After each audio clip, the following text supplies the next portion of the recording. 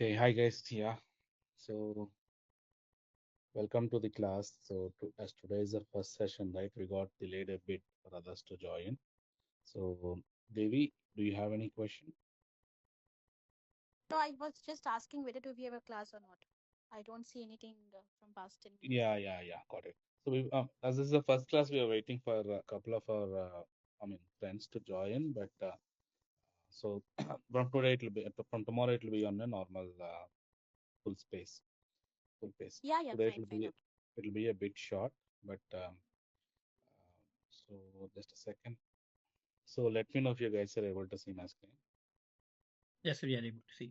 You guys are able to see, right? Okay. So for those who I already interacted, Ram, I already interacted. So Murali, Devi, and Sirisha, right? Can you just give a small, short description about you guys? What is a so are you a college student or you're working professional? And if suppose you're working, right?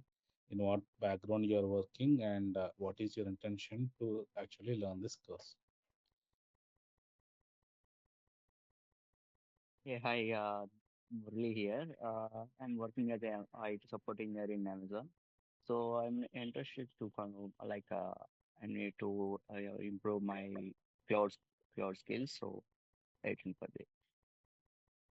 All right, awesome. So Devi, can you let me know about yourself? Hey, hi. I have taken a work break from the work from 2 years to 3 years. So I just Okay, want to be back to the market. So I just want to upgrade myself. sure, awesome. Okay, so Subramanyam Shastri, right? So we just got started, Subramanyam. So we are just introducing about ourselves. So can you let me know what is your intention to learn this course? Are you a student or a working professional, or you want to upgrade yourself or get used to the technology? Can you let me know?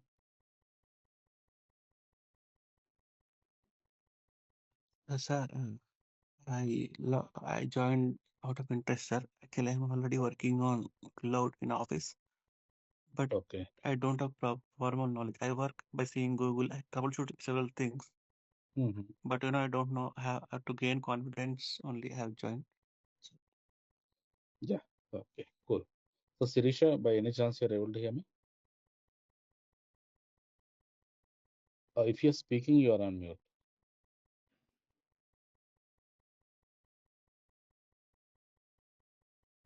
Okay.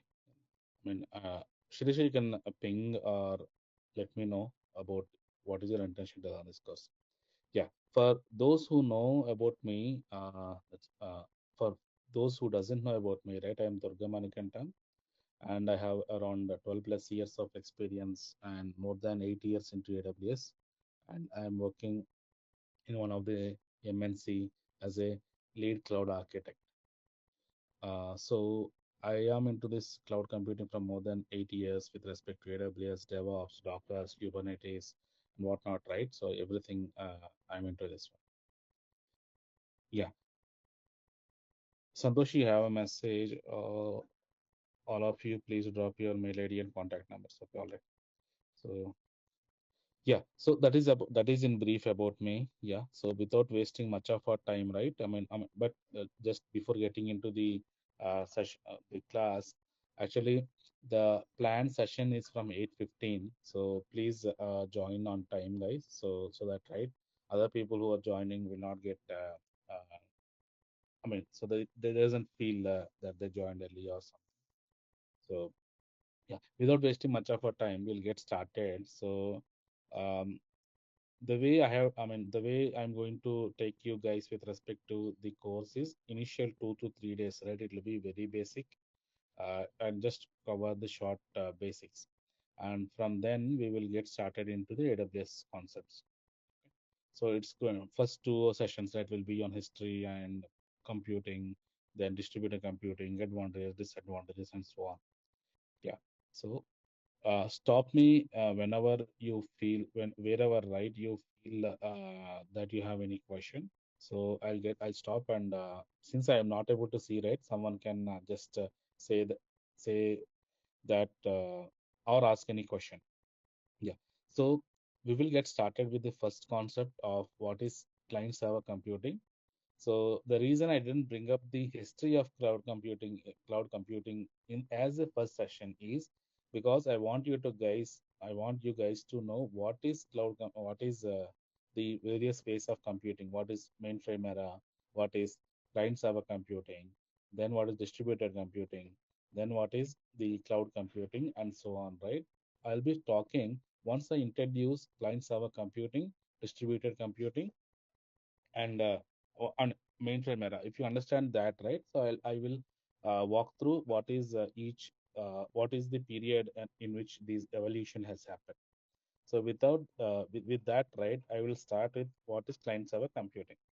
So before I get into the concept, so I would like to ask, does any one of you have any idea of what is client server computing? Because I think most of you guys are already working. You might know what is client server computing. Can you let me know?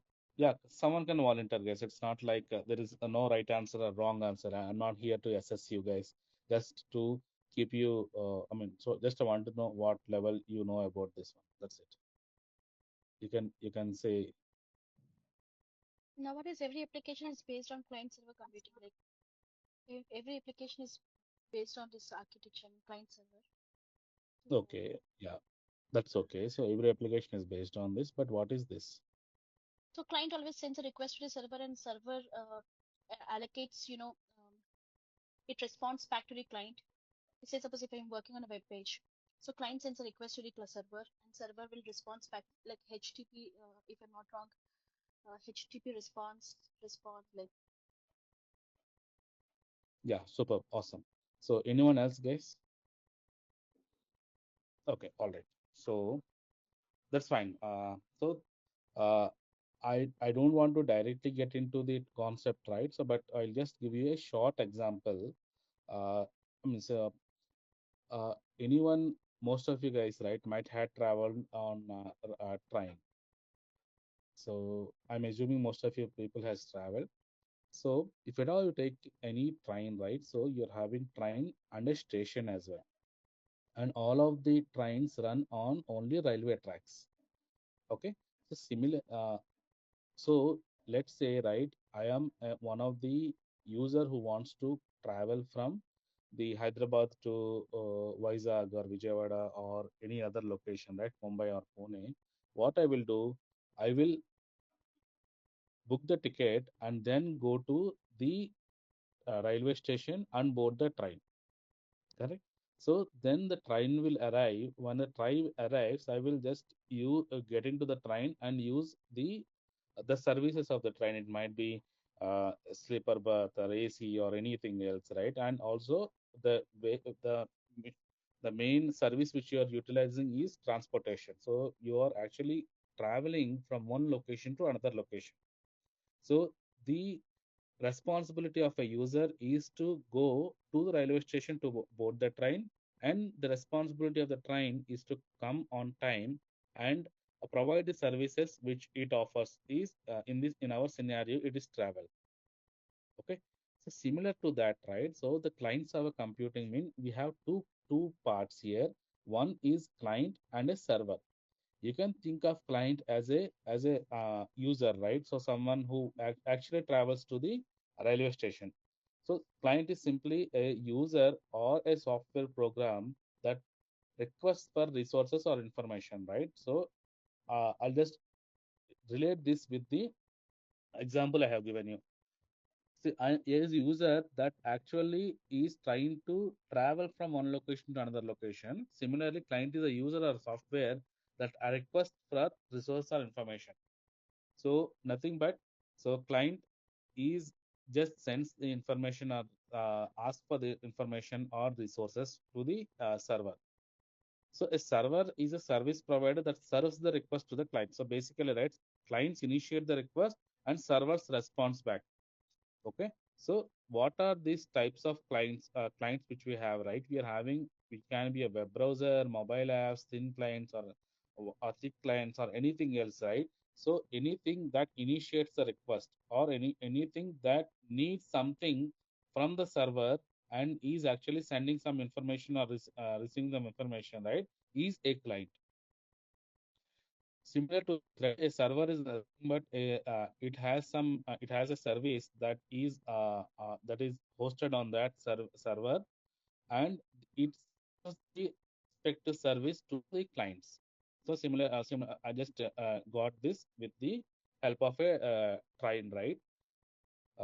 So all of these trains actually travel only in the on the tracks. There doesn't travel on the bus or something. Similar to this, right? We will discuss in when we discuss in detail about distributed computing. We'll discuss, or we will see come back on why we actually talked about railway tracks. Okay. So this is what, right, client server computing is. So we are having two parts. One is a client and another one is server. Client sends the request and server receives. Client sends the request and server responds back. So it, when you talk about what are the types of servers we are having multiple types of servers. It might be a web server.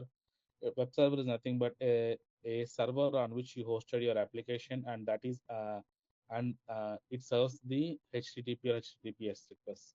Or it might be a file servers. That means it might be NFS server or NFS servers or SMB file sets, right?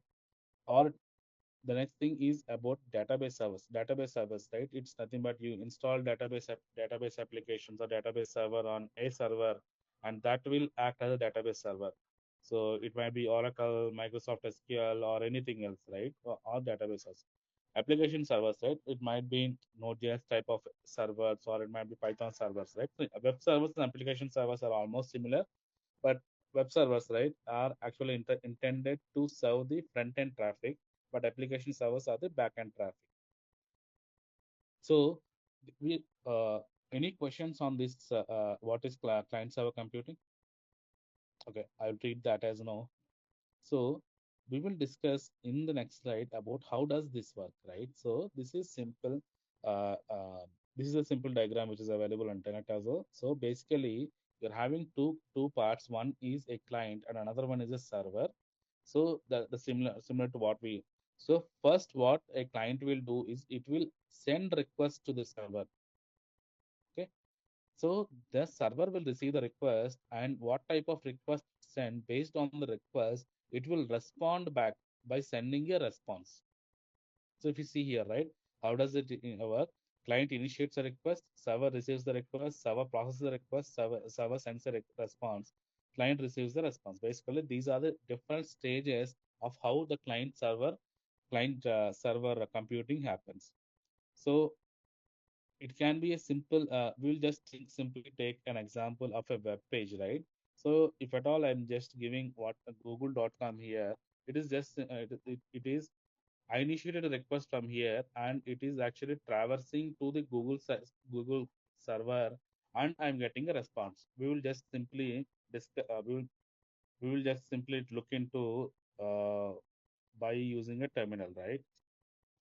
So if you give curl, just a second. So if at all you give ns lookup google.com, what is happening is it is giving you an IP address. So now when I give curl google.com, what is happening is I am a user who is initiating the request to give the web page. So this will go and it will provide the web page to us. So if at all we give trace route, what is happening, right, is to this IP address. So this is sending. So basically it is nothing but from my machine, which is a local IP, is actually sending to my router, and from the router it is actually going to the from the router, right, it is actually going to the Google web server, and Google web server is responding back to my by to me giving me a web page. This is how, right, the client server computing actually work. So since this is not a actual IP, right, there is a proxy. There will be a lot of proxies in between. We are not directly receiving the response back. So there will be lot of hops that will happen. Okay, so I just brought up this example just to show you guys how it actually works. So any questions with respect to what is client server computing and how does it work? Guys, can you respond? No, I'm good. All right. Okay. Okay. I'm assuming that everyone else also has understood this one. So, but we are talking about this much, right? About client server computing. Oh, if this is very much, uh, if this is very much, it is able to serve all of our purpose, right?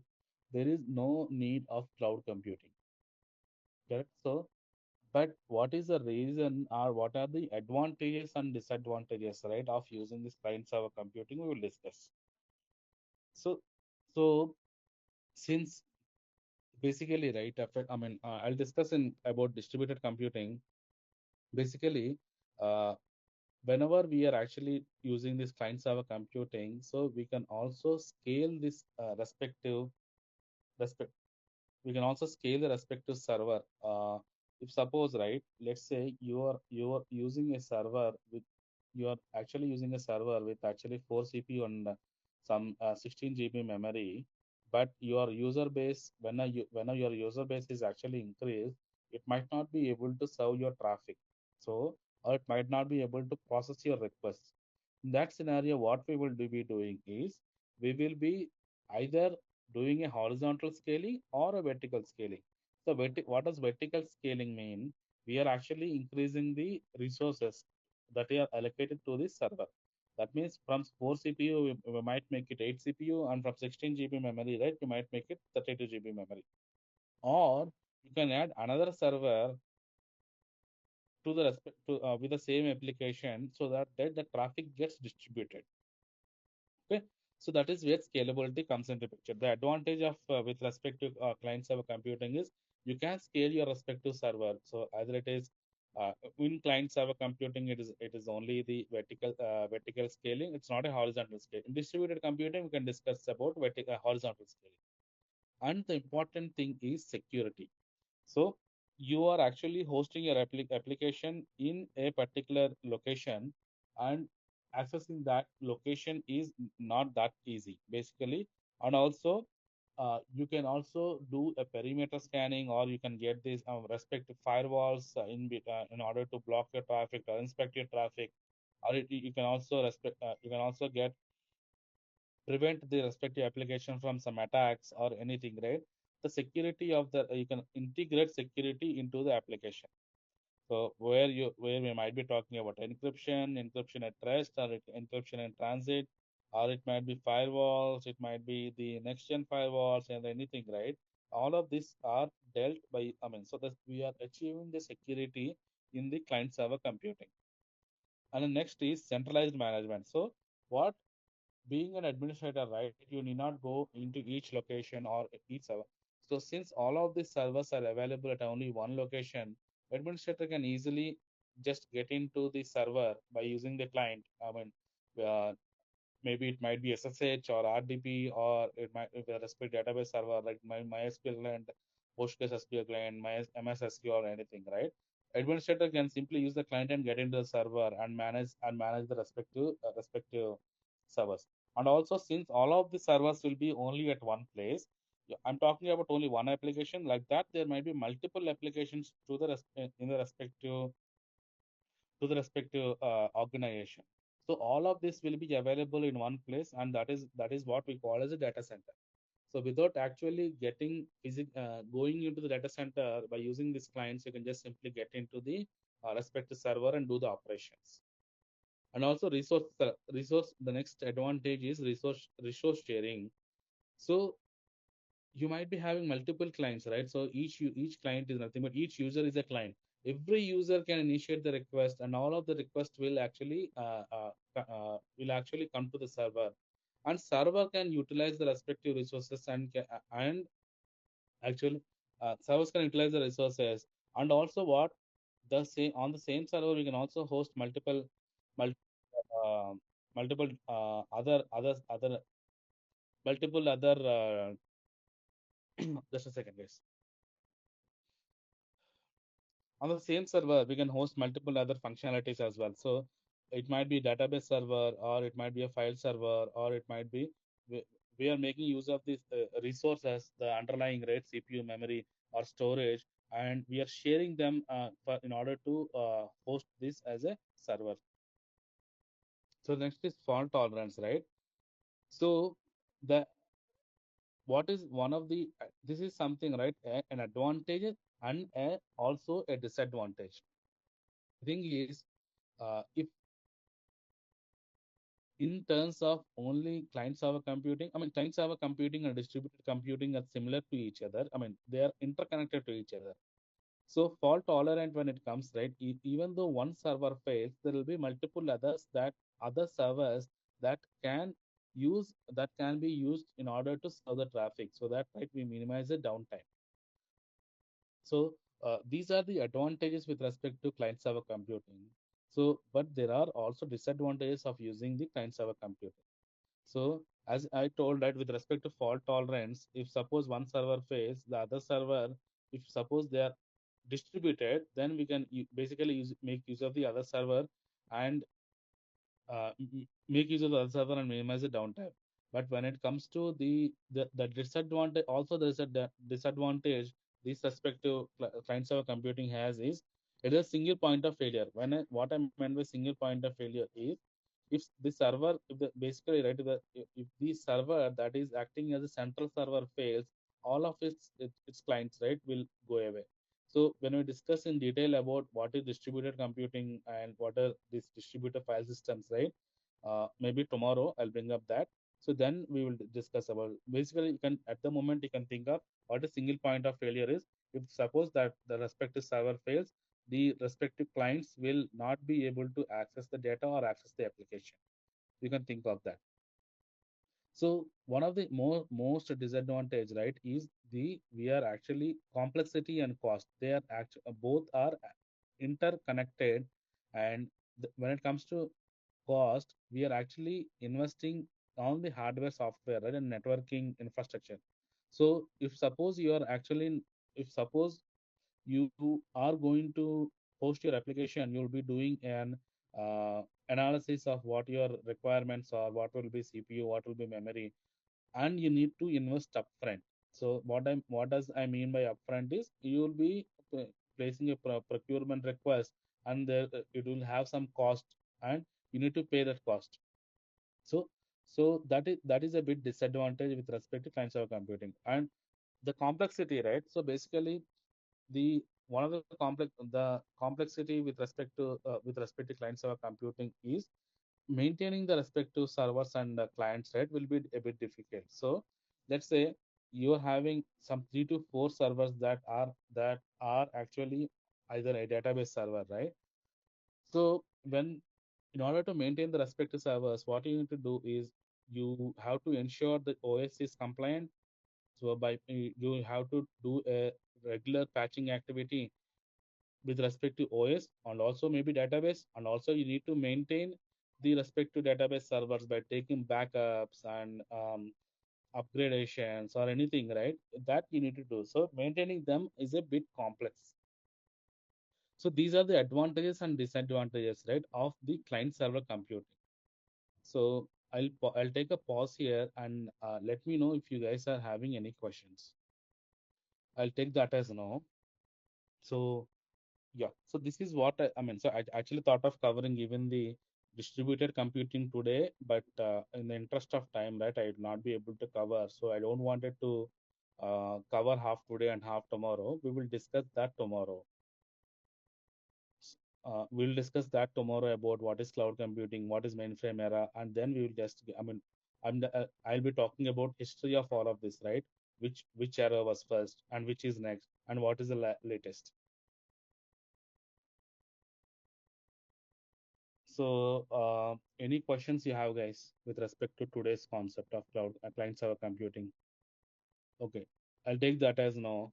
So tomorrow onwards, guys, be on time, right? So actually today, if you guys log in by 8:15, maybe by 8:20, if we get started, we'll be able to cover more concepts. So that, right, we'll be able to utilize the 1 hour of time in a very efficient way. So it's not like today, it's not going to be like today, right? If it is like today, we'll not be able to complete the course, and basically you're also putting a lot of effort in order to get into the session. as well, right? So I request you guys to be on time from tomorrow, and we will get into the actual concepts, right? Maybe from day after. So today and tomorrow, right, will be only from the introductions point. So what is client server computing? What is distributed computing? What are the advantages of distributed computing? What are disadvantages?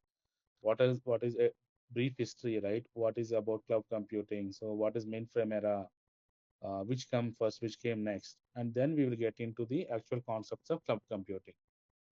So that is the agenda for tomorrow. So we will cover all of this tomorrow, guys. So now I will take a pause and I'm open for questions. So it might not be only from this class. You can also ask about any course. I mean, I already gave a demo of how the course is going to look like. But any questions if you have, you can utilize this. We can utilize this time in order to I can address your questions. Hey, hi Manikanta. I missed your demo, so I'm not aware of what exactly the course module is going through. I'll go through it. But before that, I have a few questions for you.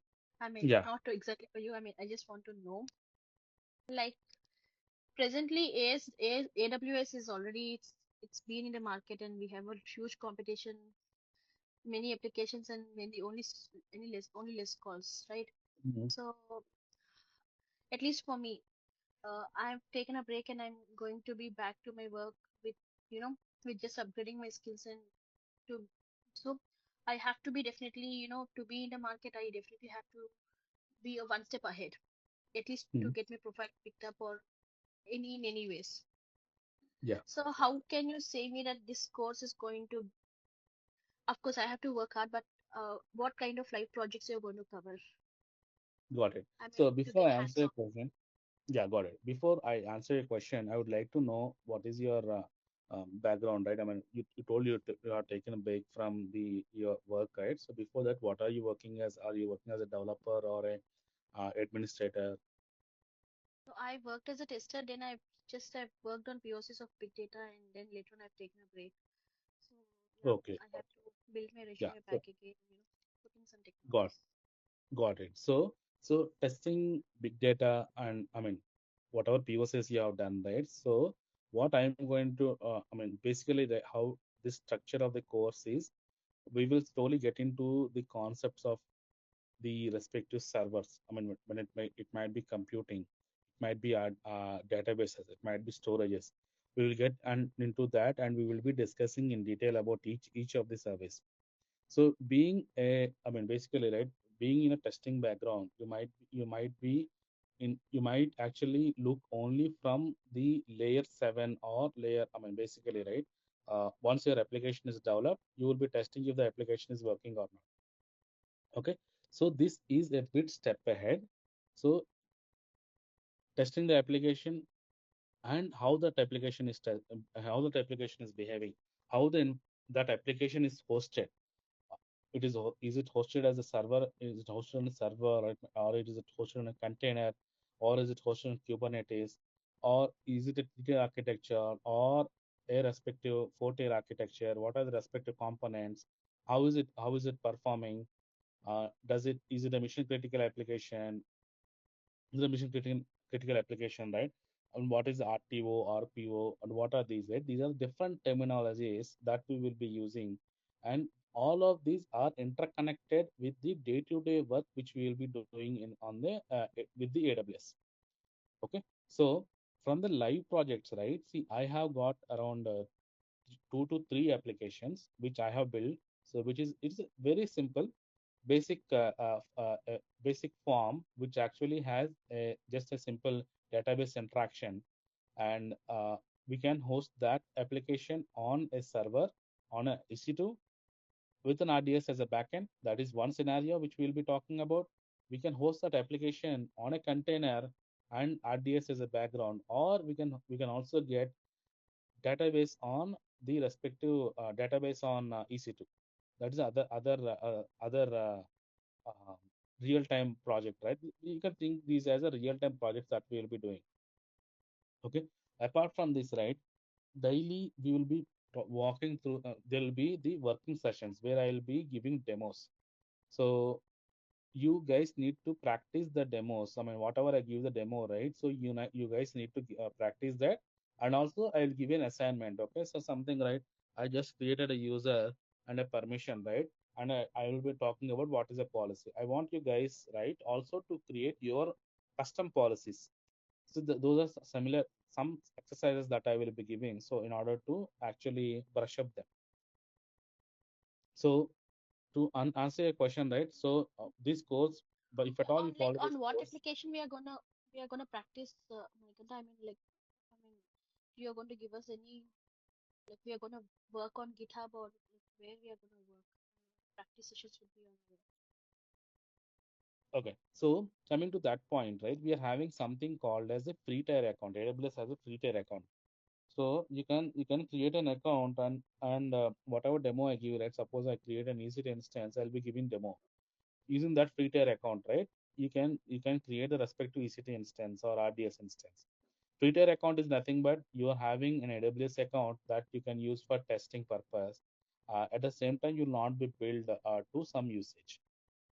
So you need to create that account. Okay, thank you. And also, I mean, about the application, I'll be giving the GitHub link, so you can just simply go ahead and download that and use it. There might be few tweaks that you need to do depending on the backend you are configuring. If it is my SQL connection, if it is Postgres connections. Okay. Okay, got Does it. Yeah, I got it. does anyone have any other question? Yeah, it's okay. I mean, so basically, right, asking questions. I mean, so usually we usually don't ask questions, but asking questions is it might not be relatable to this one as well, but you can simply ask. And I will be stressing on a question and answers so that in order to engage the class. Okay, all right then. So we will connect tomorrow and we will continue with the concepts of distributed computing and history. So thank you so much for joining, and from tomorrow, please be on time.